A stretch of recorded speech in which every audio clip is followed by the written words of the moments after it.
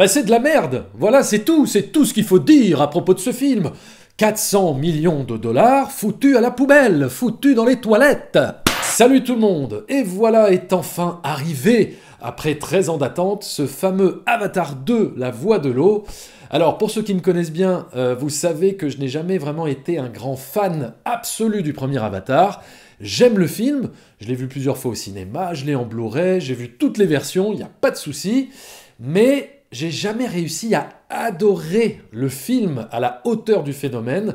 J'y ai toujours trouvé des défauts, et j'ai d'ailleurs fait une vidéo il y a environ 2 ans où j'explique les soucis que j'ai avec le film, et je vous invite d'ailleurs à aller la regarder si ça vous intéresse. Du coup, cet Avatar 2, La Voix de l'eau, qu'est-ce que ça donne?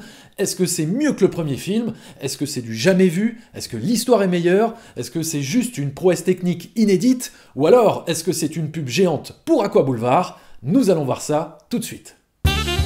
You talking to me? Well, who the hell else are you talking to? Talking to me? Well, I'm the only one here.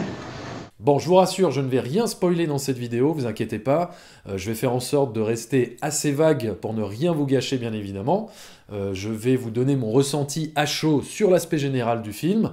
Et en fin de vidéo, j'aborderai rapidement une partie spoiler. Donc déjà, est-ce que j'ai préféré ce film au premier Avatar, pour lequel j'ai toujours eu quelques réserves? Eh bien, oui et non. Ce deuxième film ne s'est pas imposé à moi comme une évidence, un peu comme le premier, voilà. Il y a encore quelques petits trucs qui me dérangent, il y a encore des trucs qui ne vont pas, selon moi. Mais on va tout de suite commencer par le positif. Avatar 2, comme on pouvait s'y attendre, c'est le blockbuster le plus impressionnant et le plus beau en termes de spectacle cinématographique que l'on ait vu depuis 10 ans. Voilà. Si vous voyez le film dans des bonnes conditions, vous allez vous prendre une claque atomique. Cameron met à l'amende tout ce qui vient de s'écouler depuis 10 ans dans le cinéma hollywoodien de blockbuster, en termes d'effets spéciaux, d'immersion, de création d'univers, de puissance d'évocation, d'images iconiques, de gigantisme, de purs moments d'émerveillement. Oui, James Cameron met une claque à toute la concurrence. On croit totalement à tout ce qu'on voit, le rendu des images, les intégrations, les textures. Il n'y a pas une seule image qui n'est pas somptueuse. Tout a beau être totalement en CGI, on a vraiment l'impression que Cameron est parti avec sa caméra filmer sur une autre planète, tellement tout ce qu'on voit paraît tangible, réel. J'ai envie de dire comme sur le premier film, mais là c'est encore plus impressionnant je trouve, c'est encore plus abouti techniquement, la 3D est encore plus agréable qu'avant, mieux foutu, plus fluide. Pourtant, je ne suis pas un fan absolu de la 3D, je peux vous le dire, mais là, c'est vraiment une plus-value, tout comme ça l'était à l'époque du premier Avatar. Le format 48 images secondes que je redoutais un peu de par son rendu trop vidéo, trop telenovelas, eh bien ici, je l'ai vraiment plus apprécié que sur d'autres films parce que justement là, dans ce cas de figure, eh ben, je le trouve plus justifié ce format, de par l'environnement dans lequel on se trouve, surtout lors des séquences sous-marines. Qui justifie justement cet aspect un peu fluide de l'image.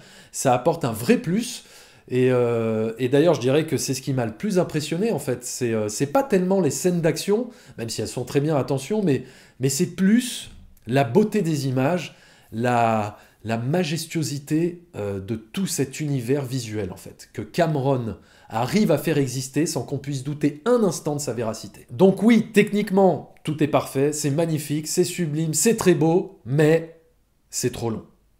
Et c'est trop long. Et c'est d'ailleurs à mon sens le plus gros défaut du film, c'est sa durée. Le film dure 3h10 et franchement, je trouve qu'on les sent passer. Je trouve que l'histoire qui nous est racontée, en tout cas comment elle nous est racontée, ne justifie pas tout ce temps. Autant sur Titanic qui durait 3h20, c'est-à-dire un peu plus longtemps, eh ben je ne m'ennuie pas une seule seconde, parce que la progression de l'histoire vers le naufrage, les rapports entre les personnages ne cessaient d'évoluer, la construction narrative, la manière dont c'était foutu, eh ben c'était toujours captivant, alors que là, il y a un ventre mou au milieu du film qui est difficile à passer et qui s'éternise trop, je trouve. Et tout ça est dû, à mon sens, au fait que James Cameron, à un moment donné, devient trop complaisant avec son film. Trop complaisant avec son environnement, trop complaisant avec sa planète Pandora. Alors ok, je comprends très bien ce qu'il essaye de faire, il veut s'attarder sur toute la beauté de la faune et de la flore de Pandora pour qu'on s'attache à mort à tout l'univers qu'il a créé, pour qu'on puisse ressentir toutes les émotions nécessaires quand il arrivera des carabistouilles plus tard dans le récit. Mais sauf qu'à un moment donné, t'as juste envie de lui dire « Ok, c'est magnifique tout cet environnement, c'est magnifique toutes ces images, mais vas-y, avance dans ton histoire. » On a compris, c'est super beau, mais là on est à la limite du documentaire animalier par moment. Alors moi j'aime bien le côté contemplatif, surtout quand c'est ultra bien filmé, quand c'est très bien fait comme c'est le cas, mais là il y a peut-être un problème de dosage, ou alors un problème de redite, avec des scènes un peu répétitives, et qui ralentissent trop le rythme, et qui du coup gâchent un peu l'expérience.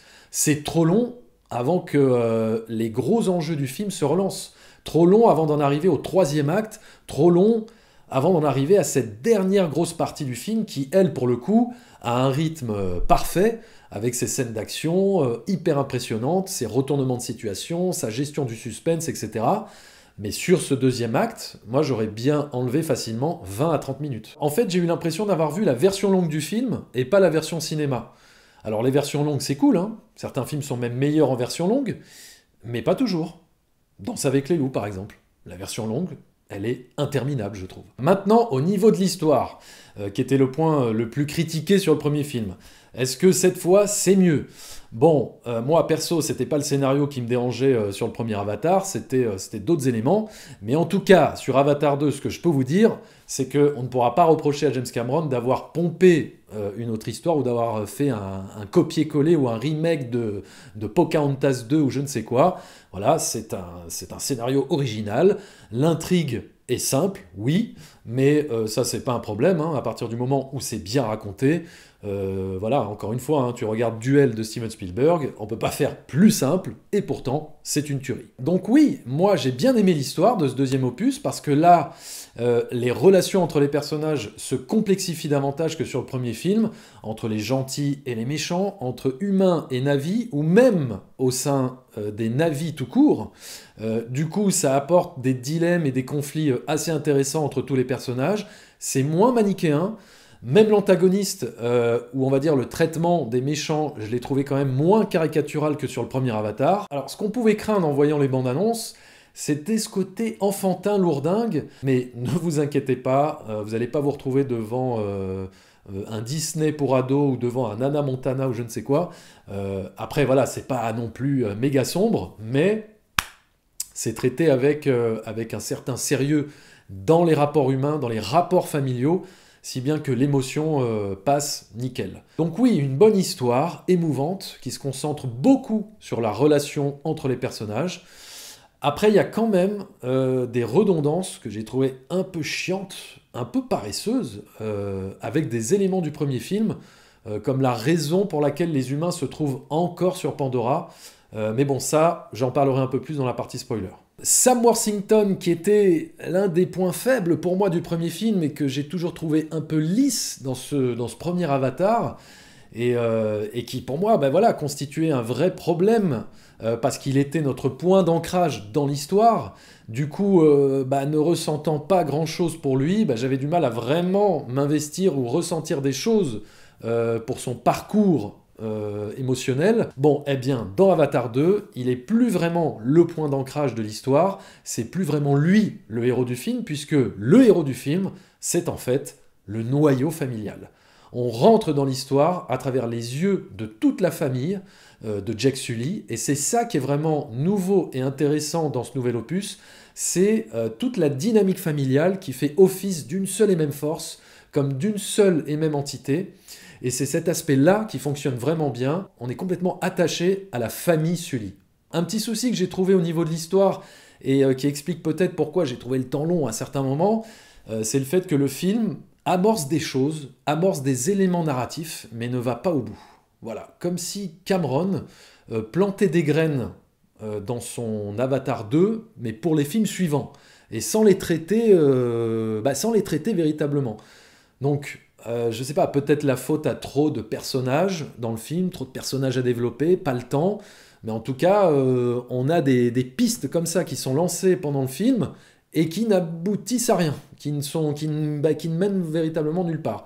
Donc, un peu frustrant. Alors, la musique, qui était originellement composée par le regretté James Horner, qui nous a quittés il y a quelques années, eh bien, cette musique, en tout cas du premier Avatar, moi, a toujours été un peu problématique pour moi, parce que je la trouvais trop cliché.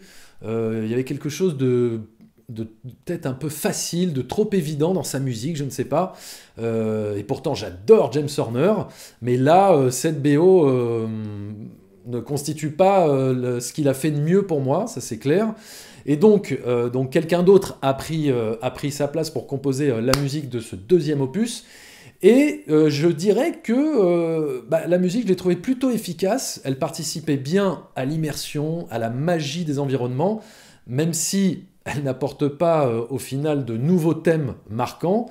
Elle fait déjà, je trouve, un peu moins musique ethnique, exotique, cliché, nature et découverte que le premier film.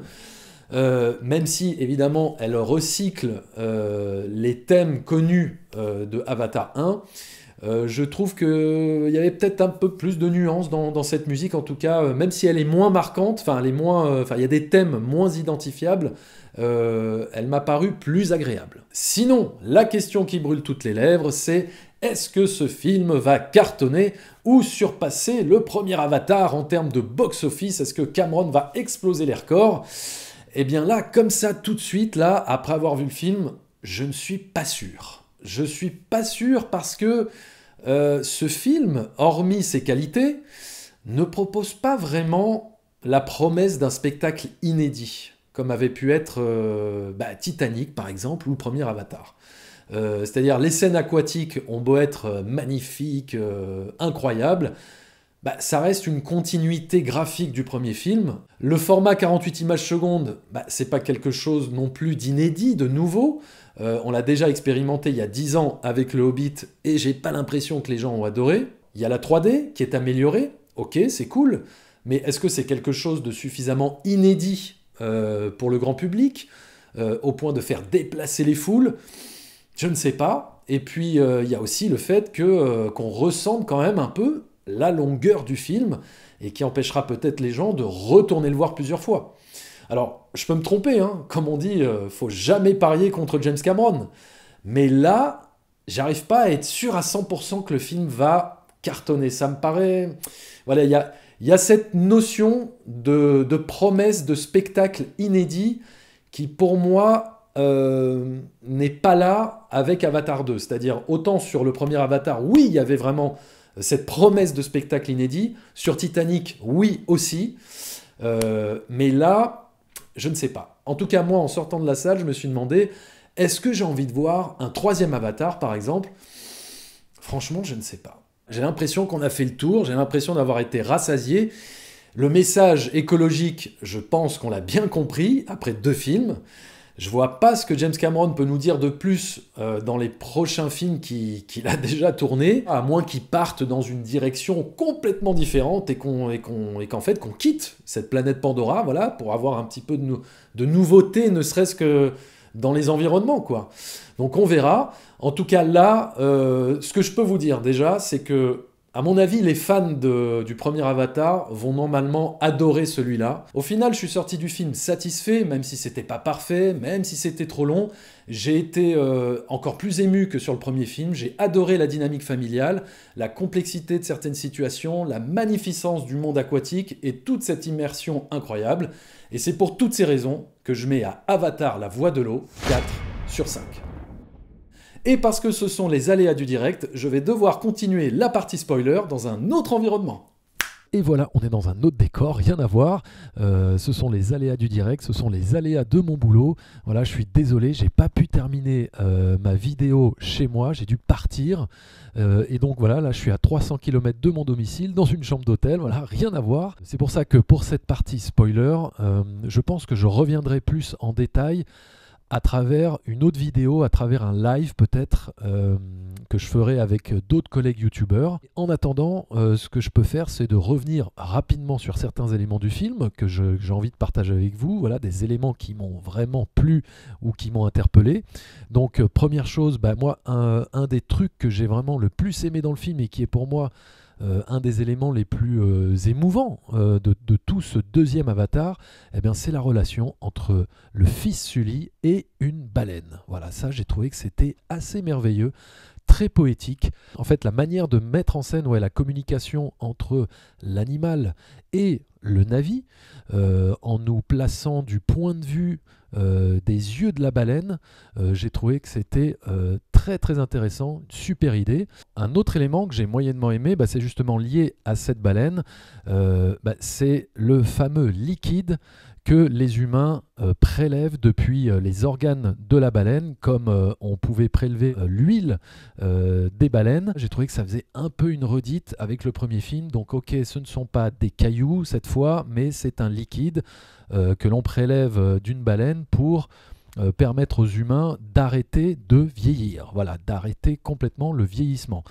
Donc bon, j'ai trouvé que c'était un petit peu redondant par rapport au premier film. J'ai adoré l'idée que Quaritch revienne en Avatar, revienne dans la peau de ses ennemis. Ça lui donne encore plus de conflits intérieurs et en même temps, ça le rend encore plus redoutable et encore plus puissant. Donc, on a un méchant, on va dire, qui a upgradé et qui rend la menace plus prégnante, plus importante sur nos héros. Alors, il y a une relation qui est plus ou moins amorcée entre le fils Sully et la fille de la nouvelle tribu qu'ils intègrent. Et on pense qu'il va se passer quelque chose, on pense qu'il va y avoir peut-être une romance, un truc, une romance interdite, on va dire. Et puis en fait, non, c'est pas du tout traité. Donc là, ça reste en suspens. C'est peut-être quelque chose qui est planté ici dans le deuxième film pour ensuite être exploité dans le troisième film. Mais c'est ce que je disais tout à l'heure. Je trouve que c'est un peu frustrant. Voilà, c'est terminé. N'hésitez pas à me dire ce que vous avez pensé de Avatar 2, La Voix de l'eau, dans les commentaires. Est-ce que vous avez aimé? Est-ce que vous l'avez trouvé meilleur que le premier film? Est-ce que vous avez détesté?